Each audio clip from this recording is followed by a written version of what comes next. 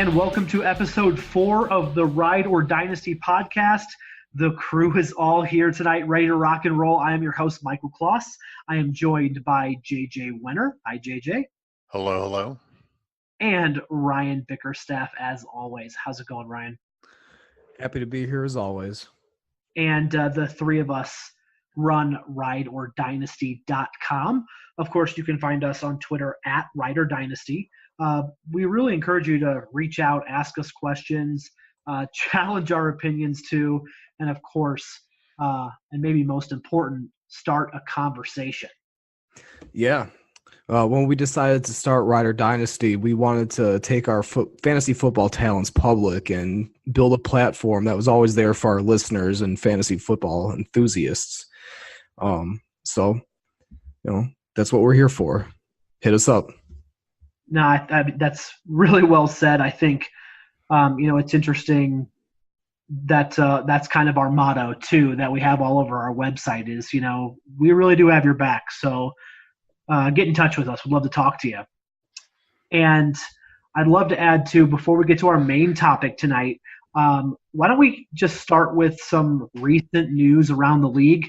Of course, the NFL draft is only a week away at the time of this recording, depending on when you're listening. And teams, JJ, are still making moves. Yeah, absolutely, Mike. We covered a lot of the big free agent moves that happened right when free agency started on our first episode. But the NFL is rarely quiet, and the past week has brought us some big news which will affect your rosters. Just in was, according to the Kansas City Star, Tyreek Hill's 3-year-old son has been removed from their custody pending an investigation into 2 separate child abuse charges, which we heard about in May. This is a pretty major move for the state to take against Tyreek Hill, so this cannot be downplayed. I wouldn't be surprised if Hill is shortly placed on the commissioner's exempt list until this situation has been resolved. Now, depending on how risk-averse you are, now is going to be either the time to sell or buy. But personally, I sold all of my shares last month. I am not very risk-averse, and I want nothing to do with this situation. Mike, what are you doing with your Tyreek shares? It's tough, and I want to hear what we all have to say, but you have to hold at this point. I'm kind of interested when you say you sold your shares. I'd love to know what you got for them if you're willing to tell us here. Yeah. The most I got was first and a player. I just didn't see this going the right way. And, I think I said on that first podcast, I like guys on my roster who I want to cheer for. And unfortunately, I can't cheer for Tyreek Hill. So I want no part of him on my team. Ryan, what do you think? Oh, I personally don't have any Tyreek Hill shares, but if I did, I'd have to hold. It'd be tempting to sell, but I don't think the going rate is very high for him, and the upside is, wide receiver 1, as we've seen. So, can't exactly root for the guy, but he's a very valuable asset to have on your dynasty squads. So it sounds like 2/3 of us are holding. JJ, you are selling. It's going to be interesting to see kind of how this plays out. Kind of moving on to some more signings. The Patriots were able to grab Demaryius Thomas and Austin Seferian-Jenkins. Ryan, are they going to make any impact? Because we know Demaryius Thomas is recovering from that Achilles injury, and then Austin Seferian-Jenkins, we think he's going to be taking the spot of Gronk. I don't want to jump to conclusions here, but are these big impact moves for the Patriots? Not really. I'm not seeing it. Demaryius Thomas is coming back from the Achilles injury. He's probably not even going to play for the first 8 weeks of the season. And who knows what he's going to look like when he comes back. Right. And ASJ's been around for how long now, and we're still waiting. Yeah, So was it Deontay Foreman? Had the same injury, and several obviously players previously. That's not one that you easily come back from. no, you do not. Not everybody's Steve Smith.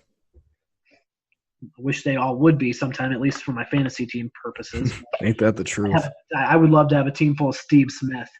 We're looking at what else? Let's see, Jordan Howard to the Eagles. Eagles have such a crowded backfield with now Howard, Wendell Smallwood still on that team, Corey Clement, Josh Adams. I think Boston Scott as well from the Saints. I'm guessing, and I'm going to put my money that Howard's at the top of that depth chart before long, if not already. I think that's a fairly easy call. I'm not. I like Jordan Howard, but that is a very crowded backfield. I see at least Clement and Smallwood getting a fair number of touches, and I think that's going to be a very convoluted backfield situation in 2019. Yeah, I agree. There is just way too many mouths to feed in that backfield right now. I would have to see this clear up a little bit, maybe during training camp, during the preseason, and just see who shakes out towards the top. But I'm not investing heavily in any of them at this point. Are you investing heavily in CJ Anderson to the Lions? Showed that he still had a little bit in him, maybe depending on your view of the Rams getting into the playoffs and progressing to the Super Bowl. Is CJ Anderson going to make any waves with the Lions? I think the only way he's going to make a wave is by doing a cannonball into a pool. I mean, that's a pretty large individual right now. But he is blocking the path of my man, Kerryon Johnson, which is not making me happy. Matt Patricia likes to pretend that he's Bill Belichick, but he's not. So he's going to try to spread out carries just like Bill does, and he'll screw it up. Sorry, Ryan. I know you're a Lions fan, but I just don't see Patricia managing this backfield as it should be managed. Yeah, I think I have to agree. I don't want to, but I liked the Anderson signing. I really did. I think it has potential to help Kerryon actually. He's returning from an injury. He probably could have come back toward the end of the year, but it's a lost season anyway. But he's still getting acclimated to the NFL. A guy like CJ Anderson, a former 1,000-yard rusher, he could really help out a young guy like that. But I think Patricia's going to find some way to mess up this backfield situation. Ryan, you were talking to us earlier, and you made such a bold take that you thought Ryan Tannehill, the Titans, would go into the Super Bowl, and he was going to be the best quarterback and a Hall of Famer. I got all that right. Isn't that correct, that you made all those claims? Well, I might have been a little hyperbolic when I said those things, but I think you did not say those things. I was being very sarcastic. Right now. I do think that we could see a Titans team that is being led by Ryan Tannehill by the end of the season, though. Whether by Mariota getting injured or playing himself to the bench, they brought in a quarterback with a lot of starter experience. He's he's not great, but he's not terrible either. He's had some statistically very solid seasons, and every Corey Davis owner is praying right now for something to happen at that position. Mm-hmm. And lastly, JJ, at least the free agents that we'd like to cover, Justin Houston signed with Indianapolis. You know, I loved the Colts defense going into last year. I know people were really down on them, but they're very young and they're very fast. And the addition of Justin Houston will be nothing but great to add some pressure from the outside linebacker position. So I think this is going to take the defense to the next level. And I see good things for the Colts this year. 180, 180, 180, 180, 180. So after wrapping that up, let's get to today's main topic. We are talking the ever exciting draft strategies and scoring systems. Of course, while we're sure that you know the difference between PPR and your standard leagues, we would really love to talk about what makes each type of league different and essentially why we like to play them. JJ, why don't you start us off? Well, I'm not going to lie. I like my leagues like I like my bagels with everything. So give me your straight up dynasty, a little bit of super flex, add a dash of PPC. I love PPR. That's points per reception and points per carry. I like tight end premium. And then I want a big heaping side of IDP. I just like as much thrown at me at once. I love deep rosters, 50 or 60-man rosters, and I like balanced scoring. I just think it gives you it's the most challenging format when you have to pay attention to every single position and every single move. So that's where I tend to gravitate. What's the average score that you're winning by, or like the points that are scored on a week-to-week basis? Are you talking like in the like 200, 250 here, or? No, the best teams in the leagues, these leagues are scoring between 350 and 400. Good Lord. Wow. But you're also looking at 22 starters. You're looking at a full complement of players. And the really good IDP leagues make sure that the IDP side is balanced and that, you have to pay as much attention to that side of the ball, just like in a regular football game.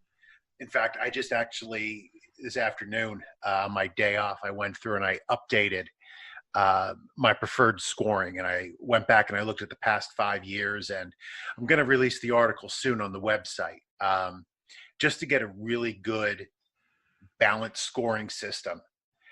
So keep your eyes out for that. We'll look forward to it. Definitely. I'm definitely open to getting involved in some IDP leagues. That's something I'd really like to get into a little bit more. Said that, I'm more of a simple dude. I don't like Superflex, 2 tight end premium. I like Dynasty. I like redraft. I like 1 quarterback, 6-point touchdowns, and full point PPR. That's the way I take my fantasy. So no Superflex, Ryan. What holds you back from embracing the new trend? I don't like the idea of starting 2 quarterbacks. I don't know. There's just something there's something not realistic about it. Like, you go out there in a real football game, you're not trotting 2 quarterbacks out in the field. And I think it just kind of takes away from that dynamic for me. Well, I'll split the difference between the two of you. I think my preferred method is Dynasty Superflex right now. I think it's what I've just been the most excited about. I think, and we can get into a little bit of strategy later, but at least for me in redraft and Dynasty, I have over the years kind of just watched this feeling, which I feel like has been perpetuated throughout the industry, that quarterbacks aren't worth much, or you always hear the draft a quarterback late mantra out of every single person's mouth. And you watch quarterbacks as, as one of the most valuable players on the team, or at least one of the biggest point scorers. And I think Superflex really took, or at least a 2 QB league, which I enjoy too. But that really kind of flipped that theory, I guess, on its head, and really made quarterbacks, valuable again. But not just that, is again the way that you draft and the way that that you play makes it a lot more fun to me. And I think that, like, again, and feel free to chime in here, but like when you really start your draft strategy, I'm looking at, on a super flex, to take 2 quarterbacks in like the first 5 to 6 rounds. JJ, is that? I mean, I think that's pretty standard. But I want to have 2 studs, and I'm okay looking at all the super flex leagues I'm in are deep 30 spot rosters. So like I'm okay with filling that with a lot of good players, because everybody kind of does the same, and if you don't, you're kind of out of luck. Yeah, absolutely, Michael. One of the things that you have to be wary of is, if you're going into a super flex league, how many teams are going to be in that league? If I'm in a super flex league, I prefer a 12-team league. I'm actually in a 16-team super flex league, and more the merrier. That is rough. I mean, 16 teams, like, you're lucky if every team has 2 starting quarterbacks. Mm-hmm. So last year I was in a league where I was down to Dalton and Alex Smith, and they both got hurt. So what do you do then? You have nothing left. You can do what I did last year in the championship game, and had to start Taylor Heineke because Cam Newton was hurt. Yes, I did do that. And no, I did not win the championship. Oh, that's rough. That hurts. But I like going in with the same plan that you said, Michael, like, getting my quarterbacks in the first 5 to 6 rounds. But I was in a startup last year where everybody started going quarterback in the first round. And, I was going to be stubborn. I had a late pick. I think I was 110. But I went with wide receiver with my first pick. But when I came around and 3 more quarterbacks had come off the board, you sort of have to go with the flow. And in that draft, if you didn't pick your quarterbacks in the first 3 rounds, you were picking up the Ryan Tannehills and the Taylor Heinekes of the league. So how did you recognize the flow? And I know that that's kind of like an abstract, off the wall question, because you're just honestly watching runs. At what point, like in that first round where you start seeing quarterbacks go, would you say, and let me reframe this question a little bit better. If you have a later pick in that league, like you said, you did around the 110, how many quarterbacks would have to go ahead of you in picks 1 through 9 to really set your strategy at that point? If I'm not mistaken, there were 6 quarterbacks who went, and went right off the board. So before it got to me, the top 6 were gone. I was still comfortable with that. I've listened enough to my fellow JJ Zacharyson and his late round QB podcast that, I feel pretty comfortable waiting and letting the draft come to me. But when it made the turn and I saw 3 more QBs go, I knew I had to pull the trigger right in the beginning of the second round. Now, Ryan, I know Superflex, you said, isn't your bag, but what do you look at as far as like the trading aspect? Are you looking to maybe even to like come out of a startup draft with maybe more assets and then try to trade for a quarterback either from someone that's tried the opposite strategy? I think that could be one way to approach it. If everyone in your league's going quarterback early on and you have an opportunity to stock up on high caliber running backs and receivers, you might be able to swing a trade in your favor to get a solid quarterback later on. See how things go. So, I don't know. I haven't really played that much Superflex to get into the whole dynamics of the way those trades would go down, to be completely honest. Talk about your favorite league and your favorite strategy. All right. So, I love me some Dynasty, but my Dynasty leagues always crap out. They never last more than a year, which is kind of a drag, to be honest, because, you put all this time and effort into so I find myself playing a whole lot of redraft. And redraft, it's great. It's the classic. It's, start fresh every year. And my strategy is, I think it's the GOAT. I've never missed the playoffs, actually. Okay, I'm all ears. If you say that, I'm listening. All right. So the way I like to, and of course you got to be flexible when it comes to, your drafting. It's, it comes down to your position and, like how, the people in your league are also drafting. But I always aim to, lock down 2 running backs in the first 2 rounds with plus receiving ability. You can get a guy like, early in the first round, like Ezekiel Elliott, who had, 77 receptions last year. You get a guy like that. Yeah, a big uptick too. Oh yeah, and you get a guy like that can do everything. Christian McCaffrey's another one.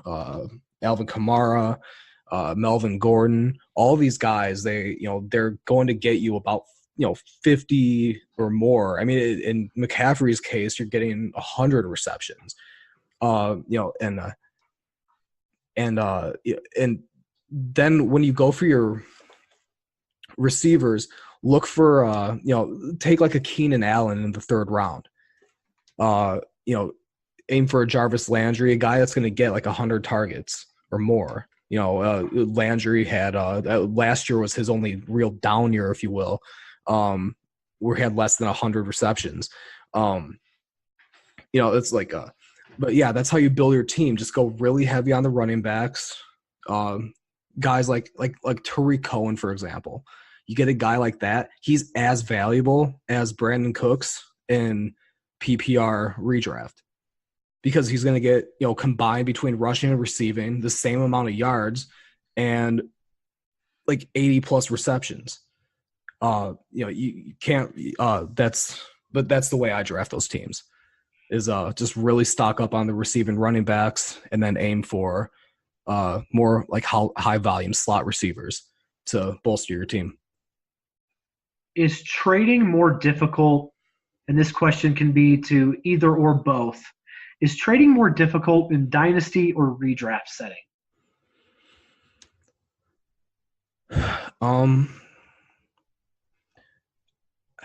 I'd almost have to say redraft. Just because, like, in dynasty, you're sometimes trading like an older player that's more proven for a younger player, because you're trying to rebuild a little bit, and you have that time in the future for that player to pan out for you. Whereas in redraft, you need a guy that's going to help you win right now, and there's no reason to make a trade for if you were a big fan of DJ Moore as a rookie, like in redraft, there's no reason to trade for him. So you're kind of there. You're not planning for the future. You're planning for right now. And if you get burned in a trade, well, sucks to suck. I think at least, obviously we're a dynasty podcast, and JJ, it's interesting with me, and I'm hoping that you'll agree, is I think that I feel like I understand not the game, but like I get to understand all of the players in the NFL when playing in my dynasty leagues. Yeah, I have to agree. I love to trade, but it is definitely one of my weaknesses. Um, I I find it a lot easier for me to trade in the couple redraft leagues, only because people aren't so heavily emotionally vested in their players. I find that depending on who you're playing with, you can find guys who, they draft their team in a dynasty league and those are their guys and they don't want to make any moves. But my main league is ridiculous with trades. It's actually a bit overwhelming how many trades happen. Uh, we've been going through a dispersal draft, and there's probably about 5 to 6 trades a day right now. Um, so I think for the month of March, we had like 75 trades, which was insane because there was nothing going on in March. Yeah, I'm really jealous to hear that. I've got a couple leagues that are very, very quiet. And then I'd say my main dynasty league, I do get a lot of trades. And I found, you say weakness. I found that the best way to approach that is, because let me start over. I used to say, reach out like over like GroupMe or Slack or whatever messaging tool you used and would inquire about a person. I found the best luck I've ever had is just sending cold trades and then trying to start and build on that. I think a lot of emotion is put into fantasy football, and you're right. We really do get man crushes on our players. But when people can see it in black and white, they're able to assess. And it's like, I think everyone's always trying to win a trade or not lose a trade, if you will. And I think that when you just put it in front of them in black and white, you let them go through their own mental processes and their own value-based systems without anything else, or not trying to talk about it, not trying to feel like they're getting swindled in any way. So I'd suggest to our listeners, or to you guys if you'd like, is just try that. Just put it right out there and maybe then follow up with a text or something. But if you're in an active league, definitely put it out there and just see what happens. Just do a little test and see if it works. Yeah, absolutely. And make sure that when you're receiving trades that, unless the trade is really ridiculous, don't respond out of anger or try to make some sort of joke back. It's always better either just to reject it or offer a counter. But try not to lose a potential trading partner down the line by being offended at a poor trade. I think this has been, I don't want to say it's been a problem for me in the past, but it is, when you love something so much as fantasy, it's hard not to be offended in some way sometimes. So what about IDP? I know that you touched on that, JJ, a little bit earlier, but can you tell us a little bit about the IDP leagues that you're in, and what kind of strategy you like? The main thing I like to do, Michael, in IDP is, except for defensive end, I wait. There is no need to rush picking somebody up. Linebacker, yeah, some of those guys up at the top are really beautiful to look at and get on your roster, but the drop off from the top 10 to the top 20 isn't a lot. Cornerbacks are a dime a dozen. Safeties generally never repeat from year to year. So if you look at the top 10 one year and then check the top 10 the following season, usually only 3 guys are going to be repeating in a top 10. So you have to be patient and watch depth charts, and more than anything, track snap counts. You got to see who's getting the playing time. Interesting. But I think there's a lot more strategy involved with IDP than there is in just the offensive side of the ball. You have to be paying attention, or you're going to get left behind. I think those are some good tips. Is there one thing that you might highlight about IDP for people that are just kind of starting out and looking? I know that you mentioned the snap counts, which I think is huge. But is there anything like on basic, maybe 101 that as you enter it, you feel like people should know? Absolutely. It's not like regular fantasy football where there's sort of an understanding of what everything's worth. You have to look at the scoring. You have to see if defensive tackles are you playing two defensive tackles? Are you playing just defensive linemen? Some leagues you'll see that where you start two DLs, which means you can start a defensive end or a defensive tackle. But if you're in a big league where you have to start defensive tackles, you have to be aware of how much they get per tackle, how much they get for a sack or a tackle for loss. Because if you don't know what the scoring is, you'll have no idea how to approach the draft. I think that's great advice for any type of league, to be honest. Knowing your scoring settings really is one of the most elementary things that you can do, but it is far and away your pre-plan, and should be in your pre-draft planning. Ryan, I would love to just kind of quickly end on our overarching just dynasty PPR or non-PPR strategy. We get a lot of listeners, and we give them a lot of credit, especially from talking to them on Twitter and other channels. But it's interesting because people are joining the Dynasty community every day. So we would love to strike a balance in between. But what are the kind of things that you like to look for and like to do as strategy wise in a Dynasty format? Well, in Dynasty, the best way to build a team is around wide receivers. However, if you're in the first round and you don't have a shot at one of the top 3 to 5 receivers, you can never go wrong going for like a high caliber running back. Again, my bread and butter, the guys that can catch the ball too. That's you're getting that's just value. You're getting a guy that's running the ball for 1,000+ yards and then catching another 400 to 500. That's you can't beat that.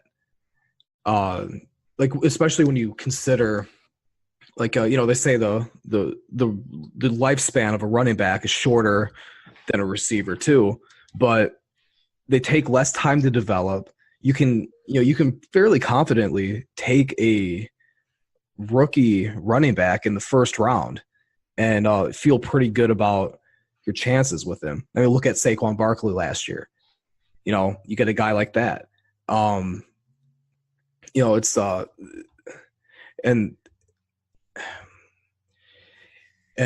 even this year, I'm looking at him as a first overall pick in a startup. You just when you have a shot to get a guy like that, a generational talent, you have to do it. And and the thing about wide receivers too is they take a couple more years than a running back does to get started, and you're still only going to get about 5 good years out of them too. I'm thinking about guys like Demaryius Thomas, Des Bryant, AJ Green. These guys had 5 years, 4 to 5 years in there where they were wide receiver ones. And then when you compare that to running backs like say Lamar Miller or Mark Ingram, who were much less touted players, but they each have at least 4 seasons where they went over 1,100 combined yards and 6 touchdowns.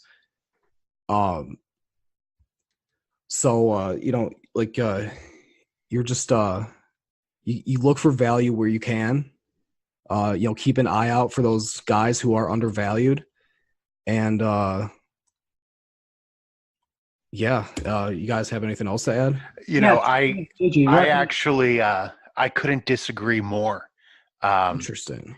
you know, and like I understand what you're saying. I'm picking up what you're putting down, but I don't care about 5 years. If you're looking at 5 years in Dynasty, um, nobody has a 5 year window of winning. Um, so when I go into a startup draft, I plan on winning the first year.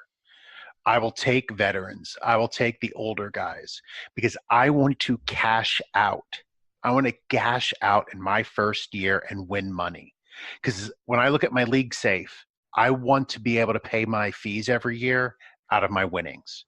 So I don't want to have to invest in a 5 year window, in a dynasty league saying, well, these guys are going to develop and, looking that far into the future because you're just paying every year for that. So I try to churn my rosters. Probably about a third of my roster changes every year. And I just like to keep guys moving on and off my roster. When I go into a draft, I think of it more of like Tai Chi. I go with the flow.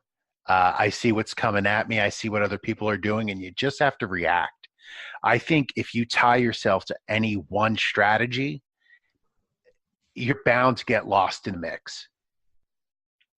Yeah, JJ, that's an interesting take, and I understand your strategy to win now. And if you miss out on those top flight wide receivers, that you can easily go for young running backs, and you can win now. I guess where I was going, talking about like the number of good seasons you're going to get out of a player like that, is the running backs are going to have those good seasons before the wide receivers do. Like a wide receiver will take 2 to 3 years to really hit his stride in the NFL, whereas you'll see a guy like a Saquon Barkley come in and just clean house. Alvin Kamara did it the year before, and we saw Nick Chubb do the same thing.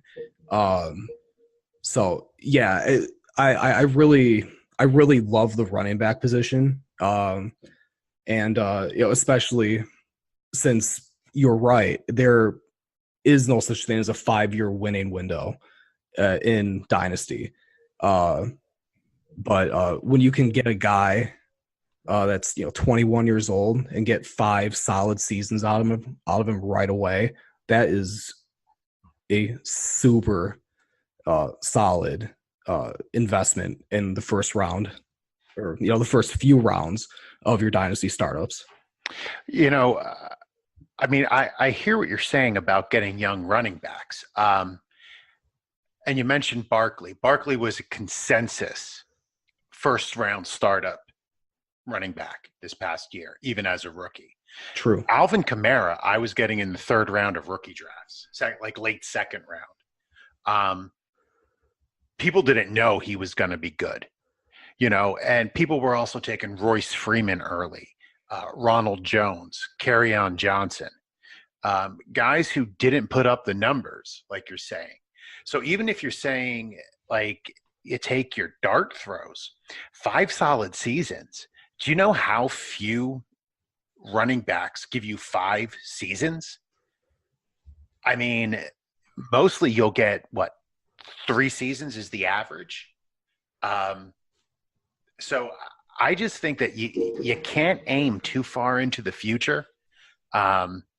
You build with running backs. You hope the ones you get are good, but you just got to keep replenishing, through the rookie draft every year so that you have the new talent coming in. I think if you plan for the future, you're planning on not winning right now. But that's just my opinion again. I like the thought, JJ, of draft to win now, but it makes it, to make the most obvious statement of the night here, it makes so much sense to put your stock and your eyes on incoming rookies each year. I think dynasty enthusiasts might have started as redraft, whether you were a Dynasty fan, from the beginning. A lot of people I get a chance to talk to on Twitter say, hey, I came to Dynasty from redraft. And it really is a chance to open your eyes to how to build winning teams down the road. But I think when you stick to your fundamentals, you go with what you know, and then you do your research. And that's why, hey, we're here at Rider Dynasty for you. So we can help you on that trek, whether you're drafting now and trying to get a winner, or you're looking down the road. We're hoping to bring different perspectives, especially how I'm glad that you two didn't just automatically agree with each other, because that's pretty valuable for the core of our viewer and listeners. So I think that's going to do it for us, guys, unless you have anything else that you'd like to wrap up. We can put a bow on this baby and tell everybody that you can listen to us on Podbean, our YouTube channel, Rider Dynasty. We're on Spotify as well. And I just mentioned RiderDynasty.com. You can follow us on Twitter at Rider Dynasty. Like we said at the beginning of the show, we love and encourage to open up a conversation where there's 3 of us that might respond to you. So there's a good chance that you're going to get us pretty much at all hours of the day. So we're looking forward to interacting with you there, and anywhere else that you can hit us up on our website. We're going to call it a night. We'll see you next time. Have a great night, guys. Peace and love. See you guys in the next one.